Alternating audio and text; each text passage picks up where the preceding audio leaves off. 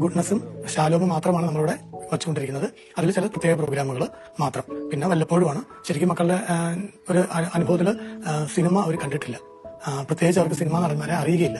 പിന്നെ ഞങ്ങൾ കുടുംബമായിട്ട് 3 സിനിമകൾ ഇതുവരെ കണ്ടിട്ടുള്ളൂ. അത് എല്ലാം ക്രിസ്തീയമായിട്ടുള്ള സിനിമകളാണ്. ഒന്ന് നമ്മുടെ സ്വർഗം എന്ന് പറയുന്ന സിനിമ, പിന്നെ നമ്മുടെ സിസ്റ്റർ റാണി മരിയയുടെ സിനിമ, പിന്നെ ഹോപ്പ് എന്ന് പറയുന്ന സിനിമ. ഈ 3 സിനിമകളെ ഞങ്ങൾ കണ്ടിട്ടുള്ളൂ. തിയേറ്ററിലായിട്ടും അല്ലാതെയും കണ്ടിട്ടുള്ളൂ. ഞങ്ങൾ സിനിമ കാണുന്ന സ്വഭാവമില്ല. അതുകൊണ്ട് തന്നെ മക്കൾക്കും അതിനോട് വലിയ താല്പര്യമില്ല. കൂടുതലും യൂട്യൂബിനകത്ത് പ്രസംഗങ്ങളാണ് വെക്കുന്നത്. ഒരു മതത്തിൽ വിശ്വസിക്കുകയോ അതിൻ്റെ ആചാരങ്ങൾ പിന്തുടരുകയോ ഒക്കെ ചെയ്യുന്നത് അവരുടെ വ്യക്തിപരമായിട്ടുള്ള അവകാശമാണ്, സ്വാതന്ത്ര്യമാണ്. അതിൽ നമ്മളൊന്നും പറയുന്നില്ല. പക്ഷേ ഇങ്ങനെ കുട്ടികളെ വളർത്തുന്നത് ഇതൊരു തരം റിലീജിയസ് ടോക്സിക് പാരൻറ്റിംഗ് ആണ് എന്ന് ഞാൻ പറയും. കുട്ടികൾ എല്ലാം അറിഞ്ഞുകൊണ്ട് വളരണം. നമ്മുടെ ചുറ്റുപാടിൽ നടക്കുന്ന കാര്യങ്ങളെല്ലാം അതിൽ നല്ലതും ചീത്തയും എല്ലാം ഉണ്ടാവും. അതിൽ നിന്ന് നല്ലതിനെയും ചീത്തതിനെയും വേർതിരിച്ചെടുക്കാനുള്ള കഴിവ് അവർ സ്വായത്തമാക്കണം.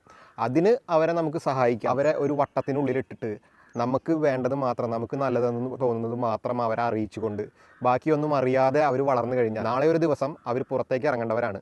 ഈ നല്ലതും ചീത്തയും എല്ലാം സമ്മിശ്രമായിട്ടുള്ള ഒരു സമൂഹത്തിലേക്ക് ഒരു വ്യക്തിയായിട്ട് പുറത്തിറങ്ങേണ്ടവരാണ് അവർ ഓരോരുത്തരും.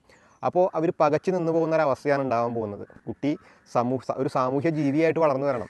നമ്മൾ മനുഷ്യർ ഓരോരുത്തരും ഓരോ സാമൂഹ്യ ജീവികളാണ്. അല്ലാതെ ഒറ്റയ്ക്ക് ഒരു മനുഷ്യന് ജീവിക്കാനാവില്ല. ഈ ഒരു കാര്യം ഇവർ ചെയ്യുന്നത് എന്തോ മഹത്തായ കാര്യമാണെന്ന നിലയിലാണ് ആ TV ചാനൽ ഇതെടുത്ത് പ്രചരിപ്പിച്ചിരിക്കുന്നത്. അതും കൂടെ കാണുമ്പോഴാണ് നമുക്ക് ഇതിൻ്റെ ഭീകരത എത്രത്തോളം ഉണ്ടെന്ന് മനസ്സിലാവുന്നത്. എന്താണ് ഈ ഒരു കാര്യത്തിൽ നിങ്ങളുടെ അഭിപ്രായം എന്നുള്ളത് തീർച്ചയായിട്ടും കമൻറ്റ് ചെയ്യണം.